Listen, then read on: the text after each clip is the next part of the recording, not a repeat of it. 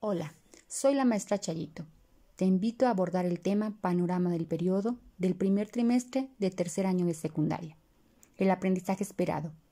Explica procesos y hechos históricos desde la independencia hasta finales del siglo XIX y los ubica en el tiempo y en el espacio.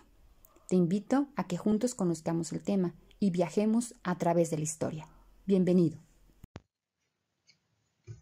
El día de hoy veremos los antecedentes y veremos el tema de las reformas borbónicas, del barroco a la Ilustración, las revoluciones del siglo XVIII y el malestar social en las colonias. A continuación comenzaremos con las reformas borbónicas.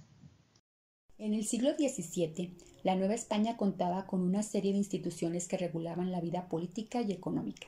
Gracias a estas, Nueva España poco a poco ganó autonomía económica y experimentó un crecimiento económico y demográfico constante.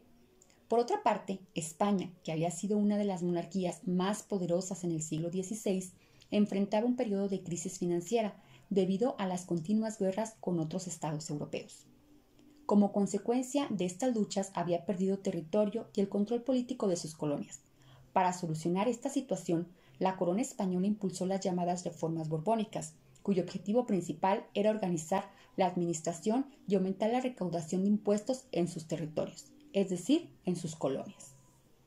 En 1765, José de Gálvez fue designado visitador de Nueva España y se le pidió que retomara el control político y administrativo de la colonia, por lo que implementó algunas reformas borbónicas, como por ejemplo el establecimiento del sistema de intendencias, que eran 12 demarcaciones jurídicas y administrativas.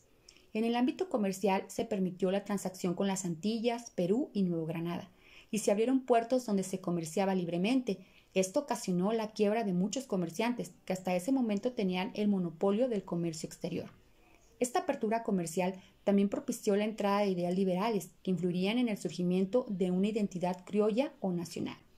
Otra consecuencia de las reformas impulsadas por los Borbones fue la expulsión de la orden religiosa de los jesuitas, que hasta entonces habían tenido una gran influencia en la educación.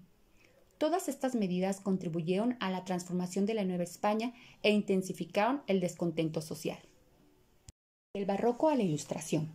El barroco, como recordarás, es un movimiento artístico desarrollado en los siglos XVII y XVIII que dio herramientas a los criollos para argumentar sobre la autonomía y la identidad de Nueva España frente a la historia de Europa. Durante el siglo XVIII aparecieron más obras que definieron a las culturas indígenas como el origen de las culturas novohispanas.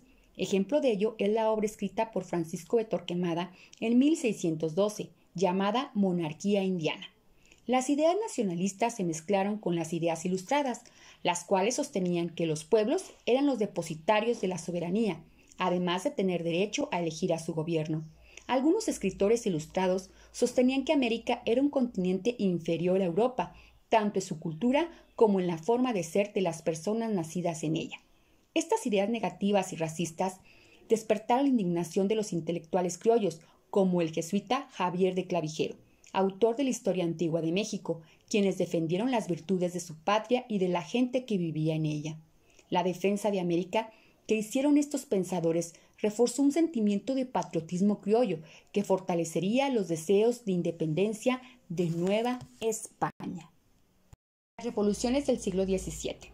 La influencia de las ideas ilustradas ocasionó que surgieran varios levantamientos en distintas regiones del mundo. Uno de estos, la independencia de las 13 colonias inglesas en Norteamérica en 1776. Estas colonias habían resentido las medidas económicas impuestas por el rey de Inglaterra, como el aumento de impuestos y el decreto de leyes que limitaban el comercio interno y externo. Otro movimiento fue la Revolución Francesa en 1789, que marcó el fin de la monarquía francesa y dio lugar a la nueva Asamblea Nacional que proclamó la soberanía popular y emitió la Declaración de los Derechos del Hombre y del Ciudadano. Un movimiento más se dio en Haití, una colonia francesa poblada por esclavos africanos que trabajaban en las plantaciones de caña. En 1794, la población se rebeló contra sus amos y estableció un gobierno nacional. En la Constitución de 1801, los haitianos proclamaron la igualdad de todos los seres humanos, sin importar su origen. Haití fue el primer país americano en independizarse. Otro cambio fue el inicio de la Revolución Industrial en Inglaterra en 1750, que consistió en el desarrollo de nuevas tecnologías, como las máquinas de vapor, la creación de grandes fábricas y el uso del ferrocarril. Con esto, los productos industriales eran más baratos y se comercializaron por todo el mundo. La llegada de los nuevos productos a Nueva España contribuyó a separarla económicamente de España, pues los comerciantes de la colonia ya no querían mandar sus productos y metales preciosos a la metrópoli, es decir, a España, sino querían venderlos a ingleses y norteamericanos para comprar sus productos industriales que eran mucho más baratos.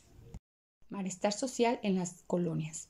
Como comentamos anteriormente, las reformas borbónicas ocasionaron un gran descontento en la población novohispana, pero en particular en los grupos criollos que poco a poco fueron reemplazados por peninsulares en sus trabajos. En el terreno religioso también se sentirían los cambios. El gobierno colonial se apropió de la riqueza que las comunidades indígenas habían ahorrado y acumulado en sus organizaciones religiosas. Otro cambio fue la institucionalización de un ejército, haciendo un reclutamiento forzado para lograr conformarlo, es decir, obligando a los mestizos e indígenas a formar parte del ejército. Mientras España se preocupaba por sacar mejor provecho de sus colonias, Nueva España sufría las hambrunas y epidemias. En 1785 y 1786 se vivió una de las más grandes crisis alimentarias en Michoacán debido a la pérdida de cosechas y la propagación de enfermedades. Criollos, mestizos e indígenas compartían la indignación ante estas nuevas políticas que aumentaban los tributos y restringían sus libertades. Los criollos reclamaban sus derechos como funcionarios, mientras que los mestizos e indígenas aprovechaban la situación para exigir mejoras laborales y la restitución de sus tierras. En 1799 se descubrió la llamada Conspiración de los Machetes, que debe su nombre a los 50 machetes que un grupo de criollos utilizaría para asaltar el palacio del virrey y expulsar a los españoles. En otras colonias españolas en América también hubo rebeliones, como en 1780 en Perú y en 1781 en Nueva Granada, hoy Colombia. Muchas gracias por tu atención. Te invito a que sigas conmigo viajando a través de la historia.